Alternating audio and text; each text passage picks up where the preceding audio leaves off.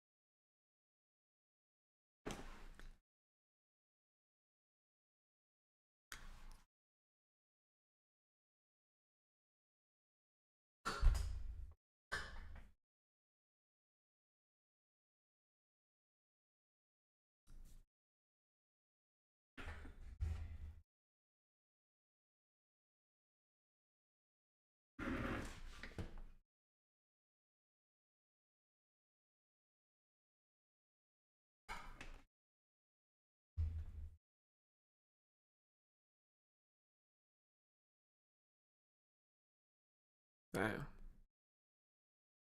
It's gonna have to be like that, man. All right. What is up with y'all? Welcome back to another video, man. And as y'all can see, I got a different background. You know, I'm just moving to my new apartment, so hopefully, you know, I have this joint up to par. You know what I'm saying? By the next video and stuff like that. I'm still moving stuff around.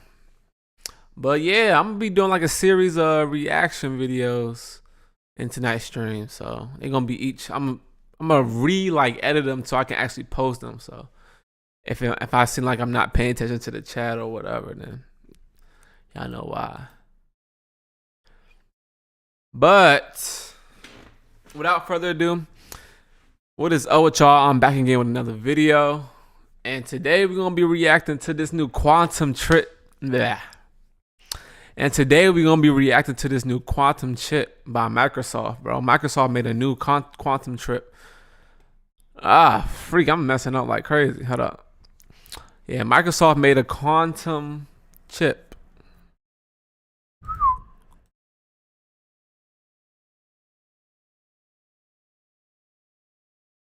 Yo. All right, bro. So yeah, Microsoft just made a quantum chip. If you don't know what that is, it's like a little chip for a quantum computer. So basically, let me show y'all something real quick. Hold up. Give me 1 second, y'all.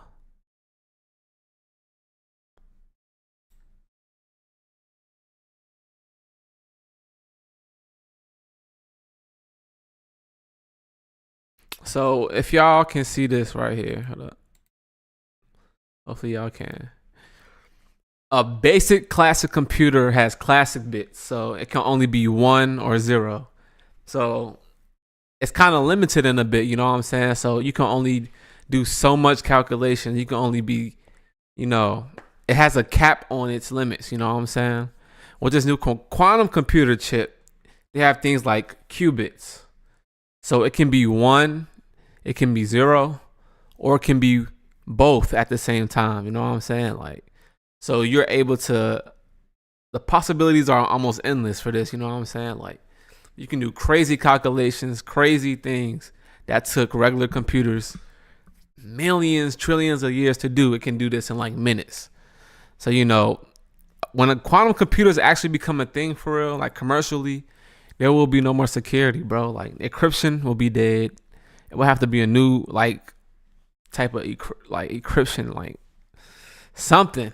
It will have to be some type of new encryption technology that has to come out, because The cybersecurity is not going to exist, bro, when this actual quantum computer is commercially available, or a country successfully does it.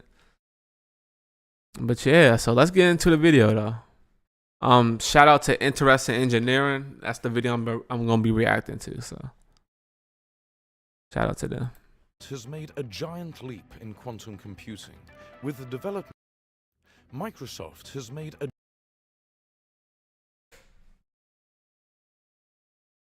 giant leap in quantum computing with the development of the Majorana 1, the world's first quantum chip powered by a revolutionary new class of materials, topological superconductors. I bet. Microsoft has made a giant leap in quantum computing with the development of the Majorana 1, the world's first quantum chip powered. So it's called the Majorana 1. By I think is it the first one? development of the Majorana 1, the world's first quantum chip powered by a revolutionary new class of materials, topological Crazy. superconductors. So it's the first of its or kind. Topoconductors. This breakthrough can enable scalable quantum systems. Topological superconductors are a special category of materials that give rise to an entirely new state of matter, one that is neither solid, liquid, nor gas. This scientific breakthrough what is it? allows them to create qubits that are small, fast, and digitally controlled. Microsoft's quantum team has built topoconductors from scratch, using indium arsenide and aluminum. When cooled to near absolute zero and tuned with magnetic fields, we can create Majorana particles, which can hide quantum information from random disturbances. This breakthrough builds... Okay, this is kind of confusing a little bit. I'm not gonna lie. So, like, are they making new material, or are they just mixing two of the elements to make something? I guess you can say that. And aluminum. When cooled to near... This breakthrough builds on nearly 2 decades of research. Using 20 years, topological core architecture, the Majorana 1 chip is... I mean, look at that thing, bro. It fits in your hand like a phone. But the power of that is endless. Like, look at that. Look at it right here. Like, what is that in the middle? I gotta do more research on quantum computers, bro, because this is getting interesting. I ain't gonna lie. I guess it's pure gold for real.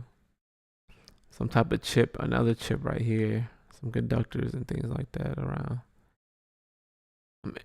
is compact enough to fit in the palm of a hand, Literally. and currently supports 8 topological qubits. Microsoft envisions scaling up to 1 million qubits on a single chip, paving the way to innovations like self-healing materials that repair cracks and bridges, sustainable agriculture, and safer chemical discovery. Microsoft has designed... Yeah, use it for good things like that. Creating new things that can help humanity. Don't use it for weapons, bro. Please. Please don't use it for weapons, bro. Because this, as a weapon, is probably just as bad as a nuke. I ain't gonna lie. Just as bad. Like, you can do just as much damage without the fallout, basically. Or with the fallout. Shoot, you could probably hack into nuclear power plants like what quantum computer is kind of crazy. So, hopefully, they actually use it for good. Like, find an alternative to gasoline, or I don't know. Figure out how to reverse the polar ice caps. the Majorana 1 with simplicity and expandability in mind.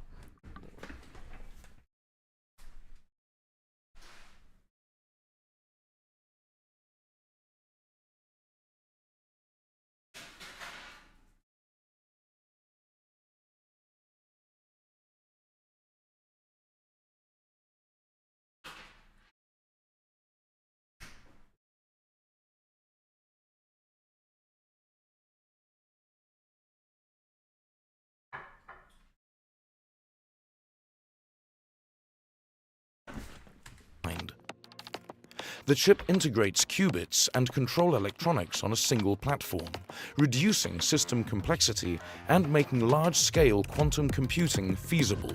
A key innovation of Microsoft's approach is a novel way to read qubits using microwaves. Dang. This method is so precise that it can detect the difference between 10 million and 10 million and 1 electrons in a superconducting wire, enabling the accurate determination of each. I ain't gonna lie, like it sounds like, you know, technical gibberish, but that statement, bro, that's crazy, bro. And one wire, like that's crazy, bro. 10 million to 10 million and one wire, and it can detect that. That's crazy.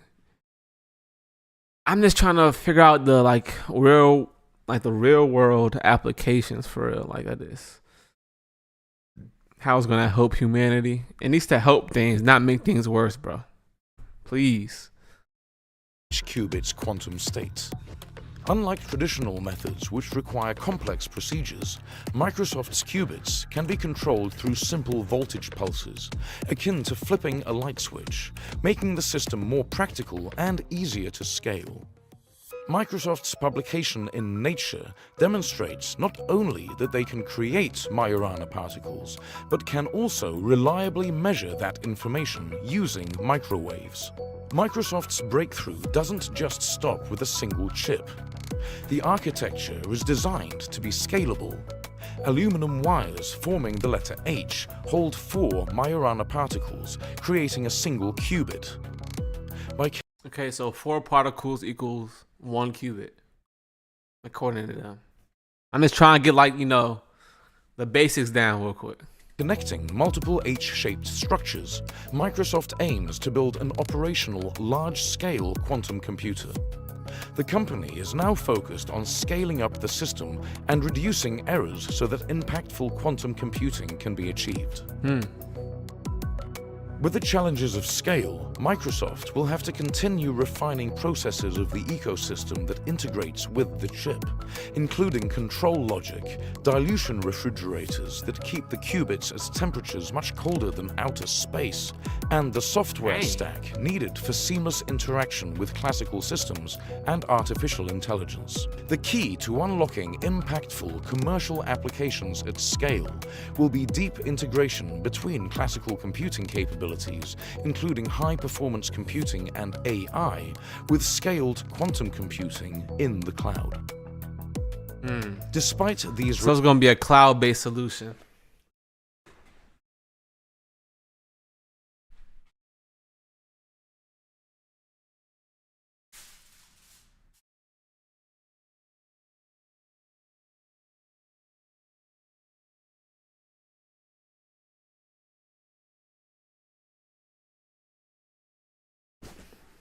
remaining hurdles, Microsoft has made significant progress in overcoming the technical and scientific barriers to constructing a new type of qubit, setting the stage for a quantum-powered future. Remember to hit the subscribe button. Not gonna lie, that's interesting, bro. That's real interesting. Matter of fact, let me search up like real world applications. Real world. All right, let me ask DeepSeek. Hold up. What are some real world? We all know that digital computers changed virtual.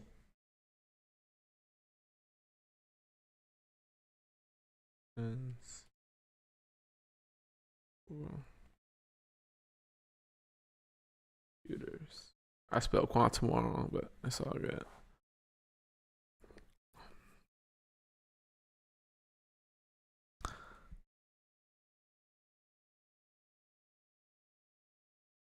Yep, like I said before, it breaks classical encryption. I don't know, drug discovery. Like it will, yeah, for invention purposes. So like, it can run simulations that basically invent new materials or new compounds for vaccines, you name it, drugs, yeah, whatever, bro. You're able to run those chemical combinations way quicker than you would a regular computer or a supercomputer. Optimization problems. Financial portfolio. Yeah, can you imagine a quantum computer like trading for you? That would be crazy. I ain't gonna lie, that's probably like a 90% success rate. maybe even 100. Cause it's doing all possible or the most it can possible ways. I don't know what I'm saying. Anyway.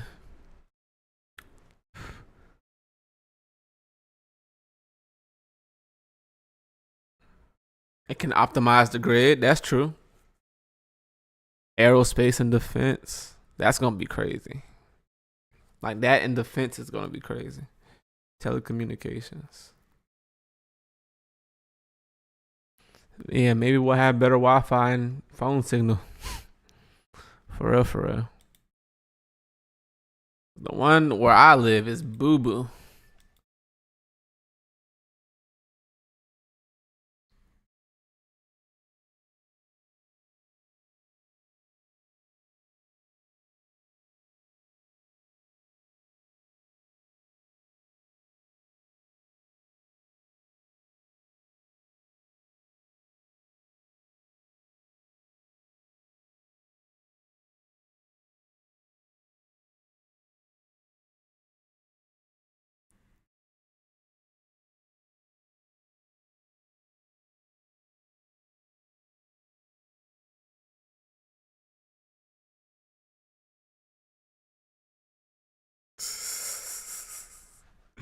Okay, boy.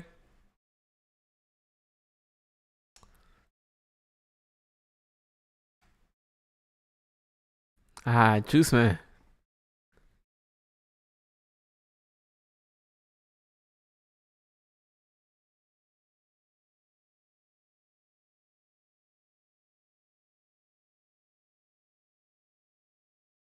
That's you. That's all you, man. I'm just trying to get like you. That's it. Now teach me. Please teach me. Grand eldest, man.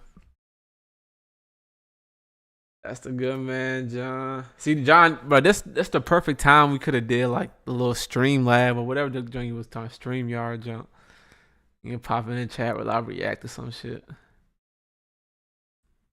Let me pop this out. Yeah, quantum sound confusing. That's what I was saying. It's too confusing. Like it's no like real world applications yet, but hopefully, I'm praying. I'm praying. All right, but I'm about to start this next video. All right. Yo, what is up with y'all? I'm back again with another video. In today's video, we going to be reacting to the CEO of Red Lobster, man. He been killing it. He took them from bankruptcy to profit. Like, they are profitable now. Like, that's crazy. You know what I'm saying? He a young man, black man. And I think he's on the Breakfast Club right now. And he's going to share his story. So we're going to see what we can learn from him for real. Well, let's get straight into it. Look, I mean, really, I started by waiting tables when I was young, when I was in high school. And So you're from? I'm Nigerian originally, but I went to high school in Maryland. Okay. So I was, you know, Hold up, bruh. Oh, I did not know he was from Maryland. What? And he Nigerian. He probably from PG. That's crazy. I did not know he was from Maryland, for real, for real. But as you can see, man, he probably worked his way up. He started a job young in high school, trying to get that money situated. You know what I'm saying? Because you know, you remember when you young, bro, and you broke and you can't really do nothing. That feeling to have a little money here and there is unmatched, bro. So, like, I remember when I was like coming up, I had summer jobs. I had a summer job for like all throughout high school, maybe some middle school. But yeah, I had a summer job, bro. I had to have some bread in my pocket. I had to get some Wendy's or whatever, bro. The school lunch or the vending machine, something had to shake, bro. I just can't be at zero, so that's good to know. doing the waiter slash runner thing in high school. But in this current track, you know, I started working in finance when I was in college. So I started interning at Goldman Sachs when I was 19, so 17 years ago. Wow. So I got my first internship at Goldman. I was at Brown playing football, and worked at Goldman for 4 years. Goldman And Sachs, worked at that's a good a private equity internship. firm called I ain't gonna TPG, lie. And then went to business school and then worked at a hedge fund here in New York. Mm-hmm. The reason I got into restaurants because I did a restaurant deal. We bought P.F. Chang's in 2019. Who was we?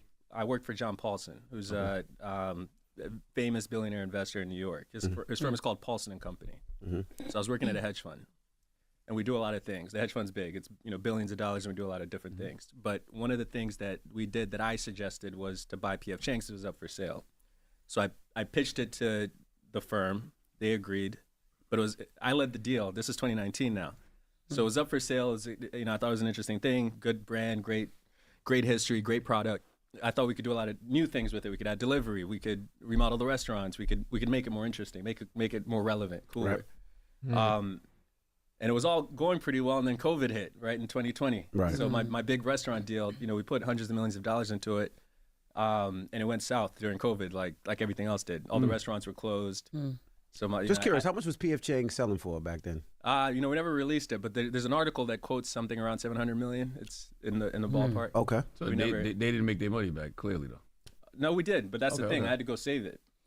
So in COVID, it looked like we weren't gonna.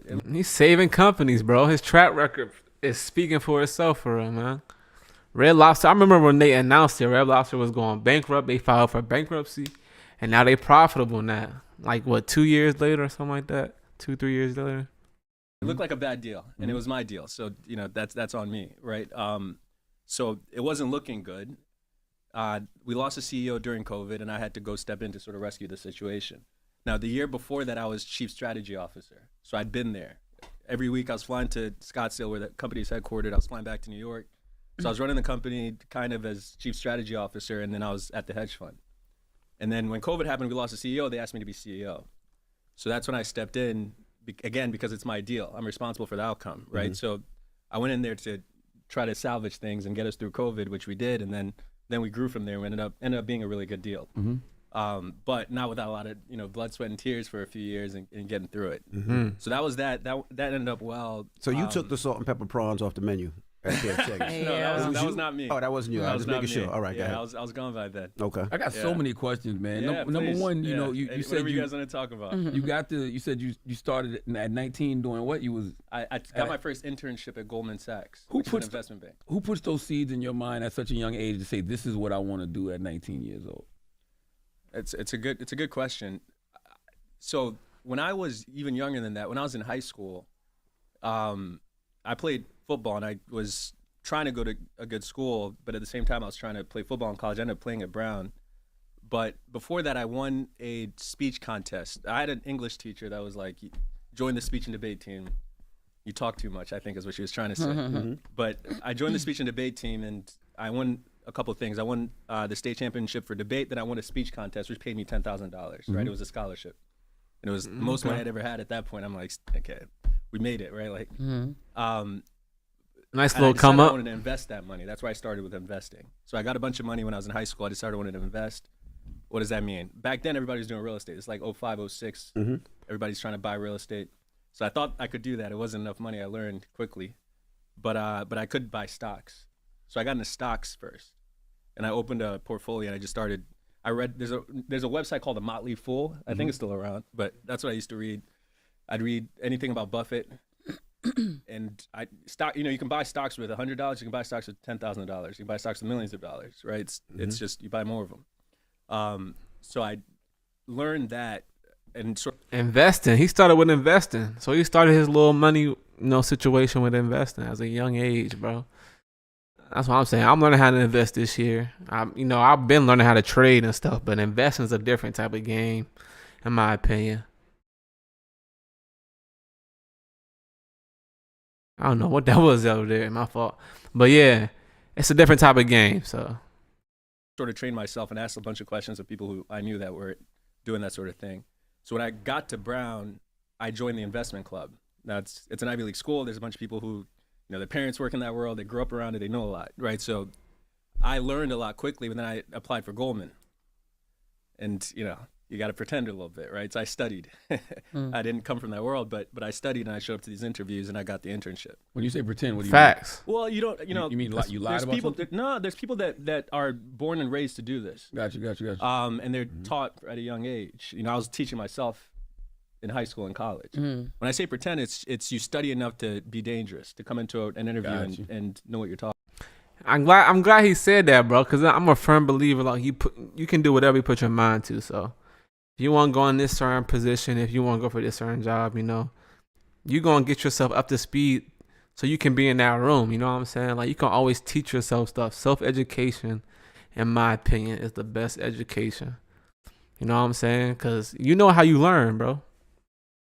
You know how you learn, and we have the internet now, so there's really no excuse for especially with AI, you can just ask ChatGPT to write you a course on how to do whatever, and it will literally do it step by step, bro. The sky is the limit now. So, yeah, if you just want to learn something, if you want to be somewhere, if you want a certain job, if you want to buy a certain thing, man, do your research on it, get up to speed on it, learn how to do things, because I'm pretty sure there's somebody else out there that's already done it, and they gave you the information in the form of a book, a YouTube video, or even courses, bro. Not all courses are scams. That's another thing. Not all courses are scams, bro. All courses is this information dump, basically. Whether it's information that's easily accessible or information that takes a long time to filter. But what you're paying for when you talk about courses is, not to go off topic, but just real quick, like you're paying for that person's point of view of the information that you probably already know, or you get a little more in depth into that topic or situation, you know what I'm saying? So it's not always a scam. So I hate when people say courses are a scam, bro. It's like I've took many courses that have got me jobs, that have got me money from trading, like, you know what I'm saying? Like, self-education is the best education. Let's go. I know what you're talking about, yeah. Fake it till you make it. It's not faking it. It's teaching. It's becoming the thing you need to be. Exactly. Becoming the person. Just become the person you want to be, bro. You can you make your own destiny for real. So just become the person you want to be, bro. I know it's easier said than done, but trust me, it's the truth, bro. It's the truth. Need to be. Mm-hmm. So pretend is the wrong word. Yeah. But it's becoming. I would say preparing. Preparing. Yeah. You need to recognize that who you are now isn't who you're going to be ultimately, and you need to take steps towards your goals.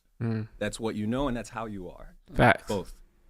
So what you know is studying books, studying how to invest, studying stocks. How you are is like working at Goldman Sachs is hard. You need discipline, you need work ethic, you need curiosity, you need to be able to communicate, you need to be able to defend your ideas, negotiate, like all these things. So there's skills that you have to develop in yourself, and there's knowledge you need to acquire, both.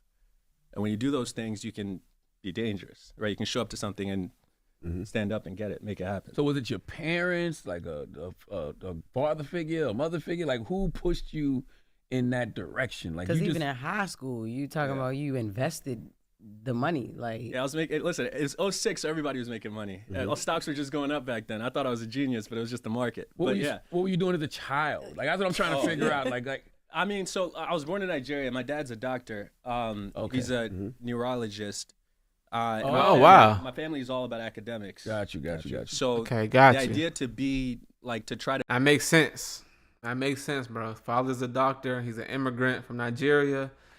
Me speaking from being African myself and having an African father, I get it. They're heavy with academics, and they really, encourage and push that for real. Not encourage, they push it.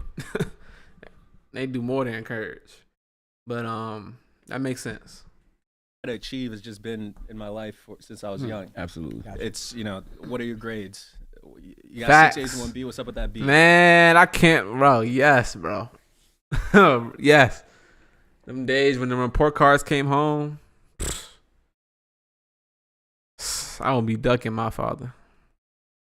And I didn't get like terrible grades, but C's are like E's in an African household for real. So like, let's get that to an A. That was kind of my childhood. And then we were immigrants to America. We moved when I was 9. And coming here for us, I mean, my parents did a lot to bring us here. It's a very complicated, difficult process, and it took years, right? It took like 5 years for them to do that. So I think you should be saying that at a time like this. Yeah, well, you know, it's there's different ways to immigrate. So this is a skilled visa, is what my dad used, and it's a legitimate process. It just takes a long time. Yeah. There's a bunch of tests. There's a bunch of. They don't care. You're a successful black man. You're too smart. They can get you out of here. Doom, doom, doom, doom, doom, doom. So how did you get to Red Lobster? Red Lobster. So you know, the PF Chang's deal went well, and you know, it won me some plaudits in the industry, because it was difficult, right? And we made it happen. And then after that, I connected with the folks who had lent money to Red Lobster before the company went bankrupt. So they were in line to own it coming out of bankruptcy. It's a group called Fortress. And so they asked me first to consult, to provide advice. Like, you know, you just spent 4 years running a business that was in distress, similar to this. You know, what do you think of this situation? So I was advising them at first, and then it turned into they asked me to come run it. Basically, I presented a plan. They were like, "We like your plan. Please come execute it for us." Right. So. Oh wow. So I took over as CEO coming out of bankruptcy in September. So he pitched for it and he got it, bro. So he basically saying he got like clout, not clout, but yeah, recognition in the industry, from the PF Change deal, and now that he got that and he submitted his little plan for Red Lobster, and they gave it to him. They said, "Yeah, we want you to execute it," and he's been executing it, man. That's what's up, bro. That's inspiring for real, bro. I ain't gonna lie. That's what we've been doing. You know, when I first heard that story, I was on the radio acting like I knew what I was talking about, and I was just like, I know exactly what Red Lobster should be doing.